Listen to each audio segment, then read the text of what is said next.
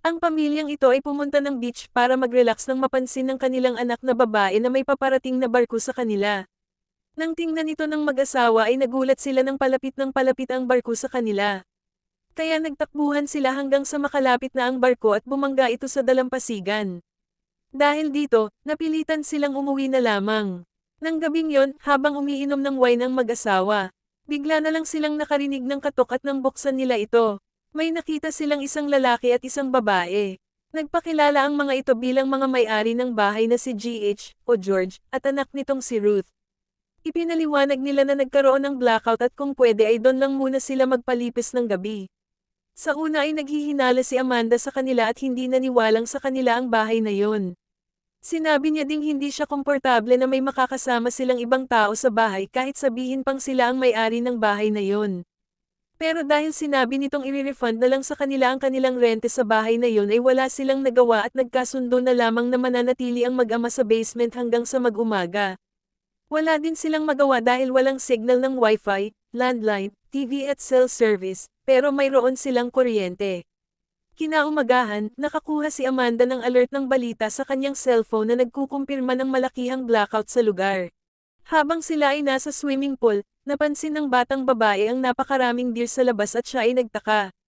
Pumunta naman si Clay sa bayan para makibalita sa sitwasyon, pero naligaw siya. May pumara sa kanyang isang natatakot na babae, pero dahil nagsasalita ito ng Espanyol ay hindi niya ito maintindihan at iniwan na lamang ito. Samantala, dahil sa nakitang mga deer, napagpasyahan ng magkapatid na Rose at Archie na pumunta sa kakahuyan. Nakahanap sila ng isang barong-barong na bahay sa isang clearing, at nang pauwi na sila ay nakagat si Archie ng isang linta. Pagkatapos, isang malakas na ingay ang narinig nila, dahilan para mabasag ang salamin sa ilang mga pinto. Habang si Clay naman ay nakakita ng napakalaking drone na naghuhulog ng mga pulang papel. Dahil sa takot ay nag-drive siya pabalik pero naabutan siya nito. Si George naman ay pumunta sa kanilang mga kapitbahay pero wala siyang nakitang mga tao. Nang makapunta siya sa dalampasigan, natakot siya sa nakita. Naroon ang kanyang mga kapitbahay at wala na itong mga buhay.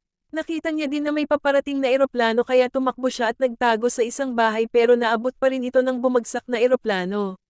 Nang makauwi siya ay nagtaka ang mga ito kung bakit basa siya kaya sinabi niya ang kanyang nakita. Hindi naniwala si Amanda sa kanya at nang sandaling yun ay dumating naman ang kanyang asawa.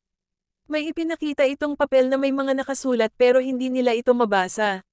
Bigla namang sinabi ng kanilang anak na si Archie ang katagang Death to America.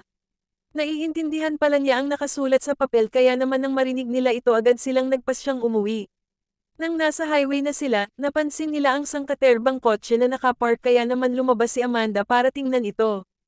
Nagtaka siya kung bakit walang mga tao sa loob at kung bakit puro brand new pa ito. Nang mapansin niya na may nakasulat dito na autopilot at sakto namang may paparating na kotse. Sumigaw siya sa kanyang asawa na pumasok ito sa kotse.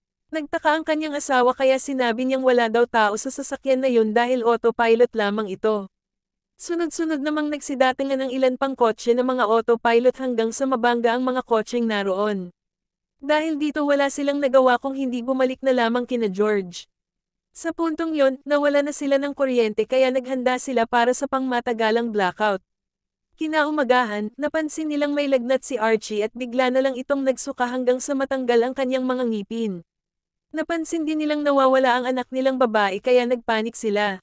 Napagdesisyonan nila Clay at George na dalhin si Archie sa isa nilang kapitbahay na alam nilang mahilig mag-stock ng mga supplies habang sina Amanda at Ruth naman ay hinanap si Rose. Nang makarating sila sa bahay ni Danny ay hindi sila nito pinapasok bagkus ay tinutukan pa sila ng baril.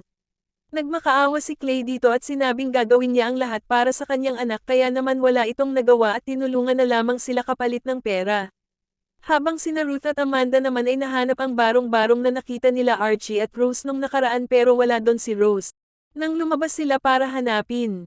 Ulit si Rose ay nang hilakbot sila sa nakita, daan-daang mga deer ang nakapalibot sa kanila at tinitingnan sila kaya naman tinakat nila ang mga ito sa pamamagitan ng pagsigaw kaya nagsitakbuhan ang mga ito. Sa katapusan ng kwento ay makikita ang batang si Rose na nasa isang bahay na malaki at kumakain ng napakaraming chips.